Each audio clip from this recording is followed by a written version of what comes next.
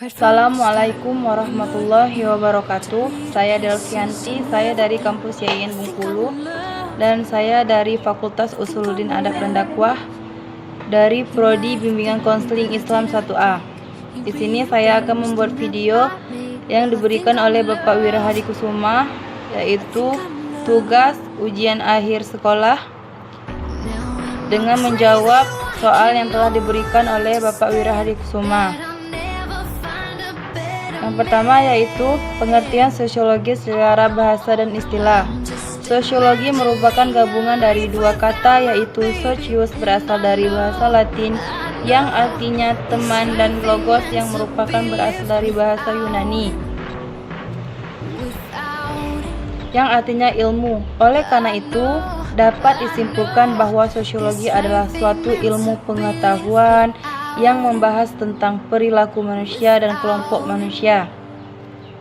Pembahasan sosiologi ada suatu ilmu pengetahuan yang memiliki objek kajian berupa masyarakat dan memiliki fokus pembahasan berupa kehidupan sosial, serta gejala-gejala sosial yang terdapat di lingkungan masyarakat.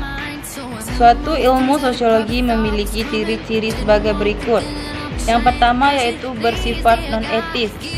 Ilmu sosiologi berusaha untuk mengungkapkan suatu fakta terhadap fenomena sosial yang terjadi di lingkungan masyarakat. Dan yang kedua, kumulatif.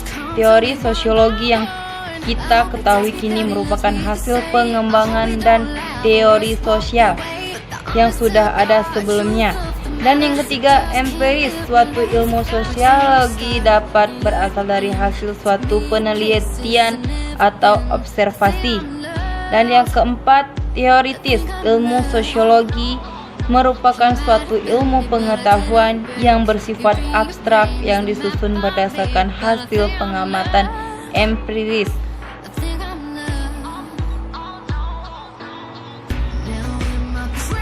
Dan yang kedua yaitu hubungan BKI dengan sosiologi.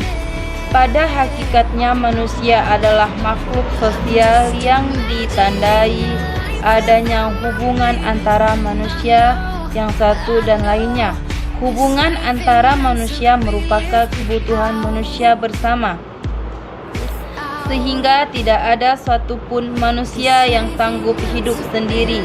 Manusia dimanapun berada tidak dapat dipisahkan dengan lingkungan masyarakat. Sosiologi sebagai ilmu pengetahuan yang banyak mempelajari tentang perilaku manusia dilihat dari aspek terbentuknya perilaku dan dinamika perilaku dalam katanya dengan kehidupan sosial. Di sisi lain, psikologis konseling juga mempelajari perilaku konseli dalam hubungan dengan masalah-masalah hidupnya. Sehingga bila dipadukan dengan terjadi senantiasa objek yang dikaji disimpulkan ilmu tersebut. Dan yang ketiga yaitu tentang makalah dari kelompok kami, yaitu kelompok 11 tentang KDRT. KDRT, kekerasan dalam rumah tangga, merupakan permasalahan yang sering terjadi di dalam rumah tangga. Oleh karena itu harus dilakukan pencegahan sejak dini. Pendidikan agama dan pengalaman ajaran agama di rumah tangga merupakan kunci sukses untuk mencegah terjadinya KDRT. Untuk pencegahan KDRT di rumah tangga harus dikembangkan cinta dan kasih sayang. Sejak dini bisa ibu peran besar dalam hal mengajarkan kepada anak-anak di rumah untuk saling mencintai dan saling menyayangi. Demikian juga PKK sebagai organisasi yang dapat memberikan terus-menerus pencerahan dan penyadaran kepada kaum perempuan oleh karena pelaku utama. Dan soal yang terakhir yaitu bagaimana cara menyikapi keberagaman ras dan suku yang ada di sekitaran kita. Cara menyikapi keberagaman adalah dengan memberikan toleransi. Toleransi adalah cara menghargai dan menerima perbedaan atas berbagai perilaku, budaya, agama, dan ras yang ada di dunia ini. Toleransi adalah keniscayaan bagi bangsa menjemuk dengan berbagai latar belakang, suku, agama, dan ras.